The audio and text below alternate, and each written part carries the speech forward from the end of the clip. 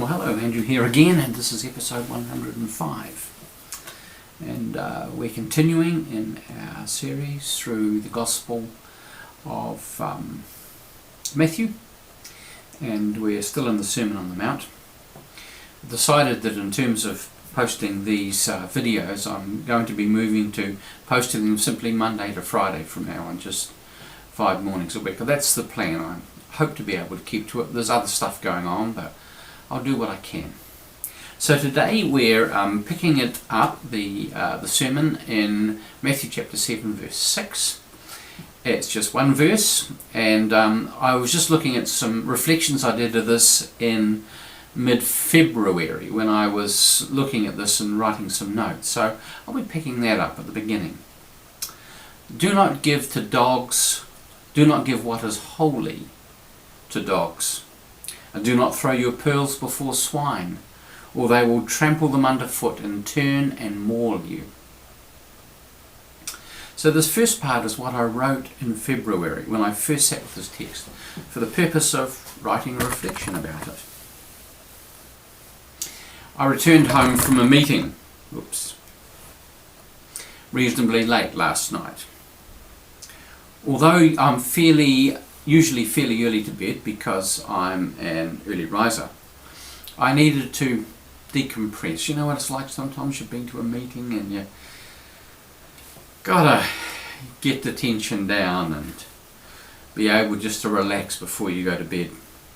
So I put some cheese and some crackers and parked in front of the television.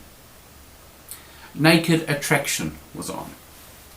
Now, I'd not seen this before, but Lynn had spoken of it with some interest and amusement.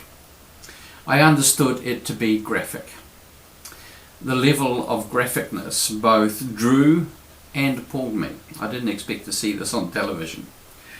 I knew I should be switching channels, and I didn't. After watching for a little while, including through an ad break, and seeing even more detail, I knew it was time to go. And I went. But here's the thing.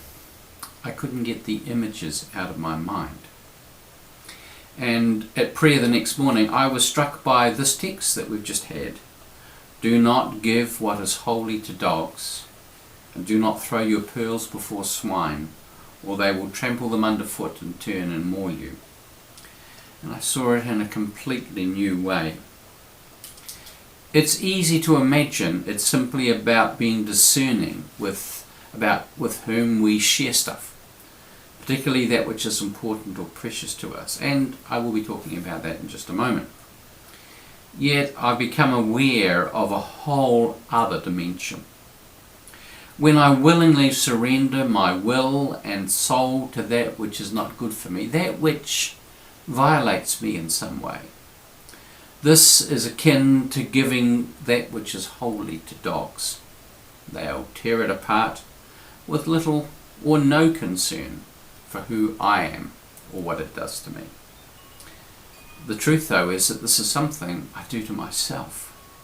When I surrender my sense of being set apart by God, that which is at the core of who I am, a child of God, of whom God has and is creating me to be, and sacrifice it in the moment to that which demeans, that which diminishes, and ultimately brings with it a truckload of regret.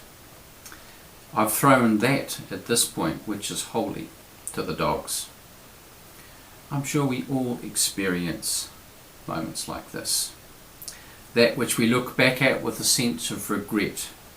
Those moments, those events, those encounters that lessen in some way our sense of who we are, which causes us to see ourselves as smaller and weaker and less worthy of love and respect from God, less worthy of love and respect from others, and perhaps most damaging, less worthy of love and respect from ourselves.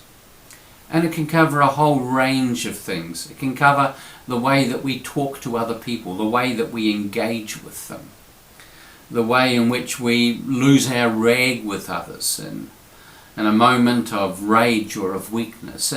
It can be a whole lot of things where we come back and we look back and think, and just feel so wretched about ourselves, as it reinforces this message that we have given that which is precious about us to the dogs to tear apart. Now, the more obvious interpretation of the text relates to those times that we give what is precious to us to others. First, the dogs, those looking for an opportunity to tear us to pieces. I wrote an article for our church's national newspaper a few days back and sent it off for editing and publication. There are places and people to whom I would not have sent it. For them, it would simply have provided them a stick to beat me with. It contains an element of self-disclosure, which, as you're seeing, is something that I do. Part of my intent, though, was that, among other things, it might release others to be open about their own struggles. Because my observation is that this can be very freeing, particularly when we find ourselves responded to with compassion and understanding, recognizing that we're all in this venture called life together and are all quite capable of stuffing it up. Throwing our pearls before swine, though, is another matter.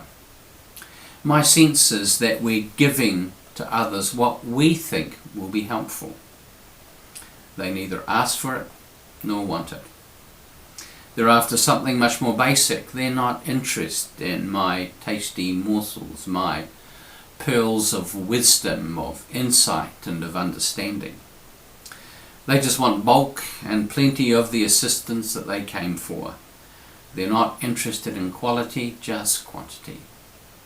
And I guess I'm simply talking as someone with an experience of people knocking on my door or ringing me up looking for food parcels, for assistance, for money, for stuff like that, which until fairly recently has been a regular part of my life.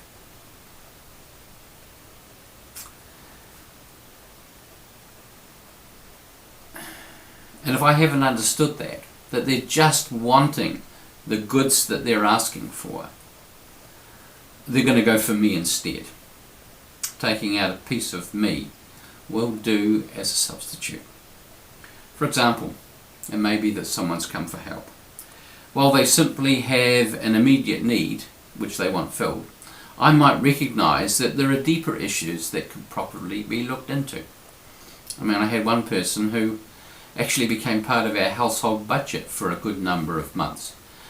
And I couldn't work it out. In the end, I concluded that the only thing that made any sense was that she had a gambling addiction. It was the only thing in the end I could come to, putting all the bits together. And yet, to try and raise that issue with her, I can't imagine what it would have happened if I had. And maybe it's obvious that they're caught in some addiction, in a cycle of dependency, or that they need to start taking responsibility for their lives rather than always blaming others for their situation. And this is a fairly common scenario. And if they haven't asked or given me permission to talk about these issues with them, chances are good that they're going to turn on me if I try to raise them. All they wanted was you fill in the gaps. They didn't come to be patronised or rescued or lectured by me. Thankfully, I've long learned to be careful. The tragedy in my case is that I'm more often than not simply wanting to give them what they came for so that I can get them off my plate. There's a recognition on my part that this is what they're after, and that in reality, if they ever see me again, for them it'll be too soon. What we notice at the core of Jesus' message with both dogs and swine is that Jesus is inviting us to exercise discernment. Don't give what is precious to you to those who will not treat it with respect, whether in material goods and acts of kindness and sharing of insights and advice. and don't give away your own soul, your own sense of self, to that which is unworthy of you and leaves you lessened, diminished, small. God bless you.